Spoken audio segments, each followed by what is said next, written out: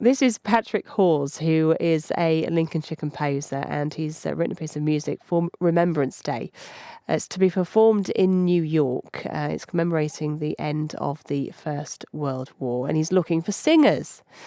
But we just need to find out what sort of standard of singer he's looking for before we pack our bags and start gargling, I think. So we'll talk to him about that in just a moment. First, though, here's a piece of music that Patrick wrote to mark the centenary of the First World War.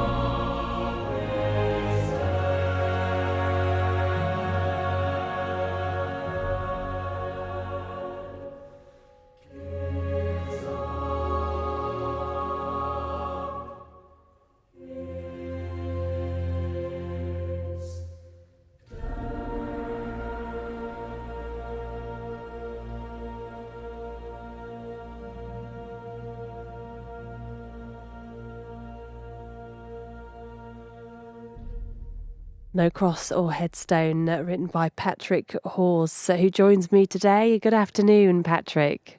Hi there. How are you, Carla? I'm very well, thank you. Lovely to talk to you today. We're all getting very excited about this trip to New York that you're taking us on, Patrick. Good. I'm very pleased about that. We'll talk a little bit more about that shortly. First, though, just tell us a little bit about that piece of music we've heard. Beautiful. Yeah. Well, just to fill you in on the background to all this, a couple of years ago, we got government funding for me to write a major new work to commemorate the end of the First World War centenary. And so I wrote this work lasting about an hour, which is called The Great War Symphony. And you've just heard a bit from that.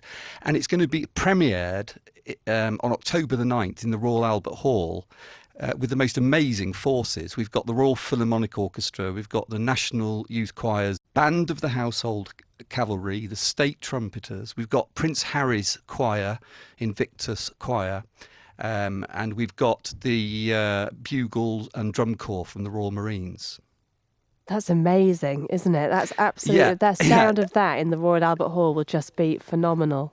Yeah, I mean, it is now recognised as one of the main events to commemorate the end of the centenary, as I say. But then you see, Carla, what's going to happen is a month later, the US premiere is going to take place in no other than the Carnegie Hall in New York, and that's going to be on the actual centenary of the armistice, which is the 11th of November.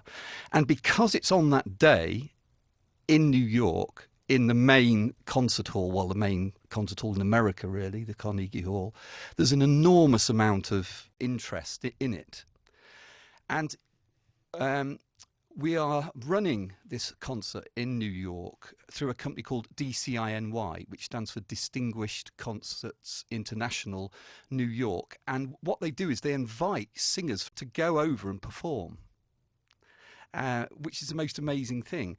And because of this, I would love singers from Lincolnshire to go. Because I'm going to conduct, I don't really want to stand there and not feel a bond with the choir. Do you see what I mean? Yeah. And because I'm a Lincolnshire boy, born in a Grimsby, went to school in Market Raisin, and my family, I was brought up around the Skegness area. For me, it'd be amazing if I had singers from Lincolnshire. So on Monday night, I actually went in to the rehearsals of the Lincoln Choral Society and the Louth Choral Society to talk to them. But I haven't been able to go all over the county. So this is a kind of, I'm asking you to pack your bags, as you say, Carla. We already have. And I mean, you just need to be the sort of singer who can sing in a choral society. You just go to my website, patrickhawes.com. That's HAWES. And there's a link through to DCINY in New York. And you simply fill in a form. It's a 4 or 5 day trip where we do rehearsals and you sightsee New York and I get to meet everybody. And then we do a dress rehearsal on the day, and then we will perform to a packed Carnegie Hall. And the cost includes flight and accommodation and the expenses of putting on the concert. Do you know, that's not bad, is it, actually? It's not, is it? It's not. So, I'm hoping, and it's open to, as I say, individual singers who are of a standard where they do sing in a choir of some sort. And even better, if we could get a whole sort of a choir. I'm sure there's a choral society in Skegness. That would mean an enormous amount to me, and Grimsby as well. But really anywhere from Lincolnshire. I mean, my family now live in the south of Lincolnshire near Bourne. So, yeah. I mean, it's an amazing thing. It's a once-in-a-lifetime thing. Yeah. And there's a big, as I say, there's a big story developing about it. And I want to make Lincolnshire a part of that story.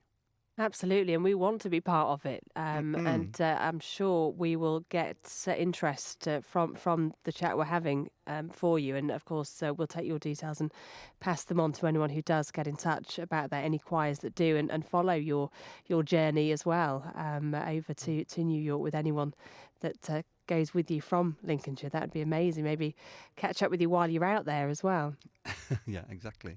We'll talk a little bit about some of the other projects you've done, because you've done so many. And talking about big commissions, Prince Charles asked you to write a piece of music which was performed on his 60th birthday. Is that right? Yeah, that's right. That's probably, if people have heard of me, I mean, I was the resident composer for Classic FM for 2 years. But my biggest thing really is writing the Highgrove Suite for the Prince of Wales. I received a phone call one day from Clarence House asking if I'd like to write a piece for the Prince of Wales to be performed at Covent Garden. So I said yes. Yeah. You don't say no to that. And it was performed on. I mean, he's 70 this year in November, so it's 10 years ago he was 60. And I know as well he's 10 years older than me. And of course I met him afterwards, and he loved the piece, and it was decided I should extend that one piece into a 4-movement suite about the gardens at Highgrove. So I spent many happy days having free reign of the Highgrove Gardens, And then we premiered it in 2010, June 2010, in the Orchard Room at Highgrove, to a very sort of private audience. In fact, it raised a lot of money for the Prince's charity, the Foundation for Children and the Arts. Brilliant. And when you're asked to write a piece of music, when you're commissioned to do something, I know you did something to mark the centenary of the outbreak of the First World War as well, didn't you? Do you have to take your mind to that place to get the music, to find the music? Yes, How do you sit and do it? Well, you have to be there, really. I mean, you can't be detached from it, otherwise you're not going to write a real piece of music which is going to touch people with reference to the subject you're writing about. I mean, my grandfather survived, my maternal grandfather survived the First World War. He was a sergeant in the First World War, worked in the artillery, and I knew him well until my early 20s, and I think very often about what I used to talk to him about. And my great uncle Harry on my father's side was killed early on in the Battle of the Somme, so I went over to see his grave near Arras, and I've used actually the inscription on his grave in the Great War Symphony. Quite a few of the graves didn't say anything; they just kind of said "R.I.P. whoever," or "Rest in peace." But the parents of my great uncle, so my great grandparents, had written themselves, asked to be written, "He lies with England's heroes in the watchful care of God," and I thought it was so poetic. So I've actually used those words in the third movement of the symphony. So you're right, I have to get personally connected. Otherwise, I don't think the music's going to do itself justice. I was interested to see that you featured a piece of music inspired by Edith Cavell, who of course is from Norwich, where my family hail from, and she's my mum's hero. She has a lot of books about her, and of course we see the statues and things like that. What was it about her that fascinated you so much? Well, first of all, she was a female hero, and I think most of the heroes of the First World War tend to be men. And the other thing is, I think that people are not tuned in quite enough to Edith Cavell and what she achieved. She helped a lot of English soldiers escape France in the early stages of the war. And she actually helped Germans as well, who were in need. But she was, it was announced she was a traitor, and she was killed by firing squad very early in the war. And it's such a moving story, I felt that I wanted to commemorate it in music. And so that was premiered in Norwich Cathedral a couple of years ago. Yeah, which I wish I'd been to, because that would have been, I can imagine, quite an emotional piece of music as well. I don't know if it's true, because it could be propaganda from the time, but I have read that she refused to wear a blindfold when she was shot, and said that they needed to look at her in the eyes when they did it. Yes, I mean, her letters and the accounts of her death are just amazing. The courage with which she died, and she was killed at dawn, and the night before her execution she was visited by an Anglican chaplain, and as he was leaving her, she asked to say the words of "Abide with me," with him, and those were the last words that she ever spoke, which are just amazing. And she wrote to somebody that she was no stranger to death, and she was not afraid at all of dying for the cause for which she'd been called a traitor. And when you're writing music, you've said that you've taken inspiration from the Norfolk area now, where you, I believe, live now in the Norfolk area. Is that right? Yeah. I've actually moved to Norfolk because we used to come on holiday on the Norfolk Broads when I was little, and I wanted to be near water. And And so I live actually in the middle of the Norfolk Broads, and I do. Yeah, can I just mention something, Carla, about another project which Yeah, is of course. imminent? Yeah, next week we've got the premiere of my children's opera in Norwich on the 1st and 2nd of February at the Open Theatre. And my brother Andrew, who's priest of Witham on the Hill, Eddenham and Swinstead in South Lincolnshire, wrote the words for this opera, and I've set it to music. It's called A King's Ransom, and we've involved 160 children from the Norwich area, and it's being premiered with the Britain Symphonia Professional Orchestra next week in the Open. Friday night is the premiere. Thursday, the 1st of February is the premiere, and there are some sponsorship tickets for that if you want to come early and be part of the sort of the VIP scene and come to a reception afterwards. But there are other tickets, and again, you can find out all about that on my website. Okay, we'll have a look on there. And Lincolnshire, has that inspired your music as well? Our landscape and big skies? Yes, absolutely. And, it sounds almost, I feel like a bit of a traitor that I've moved to Norfolk, but it is kind of all East Coast. I'm in Lincolnshire every week, but yes, I've written a lot of music about Lincolnshire, and it's there right at the centre of the way I write.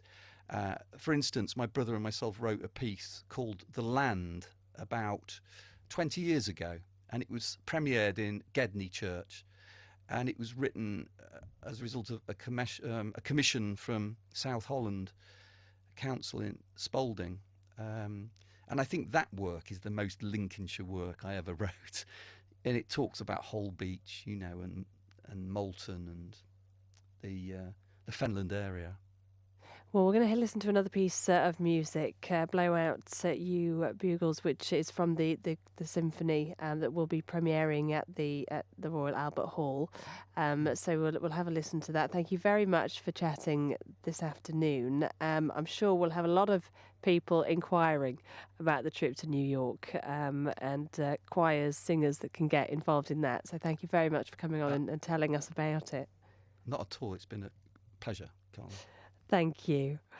Let's hear now then Blow Out You Bugles by Patrick Hawes, a Lincolnshire composer, and this is part of the Great War Symphonies, which will be premiering, as I said, at the Royal Albert Hall later this year.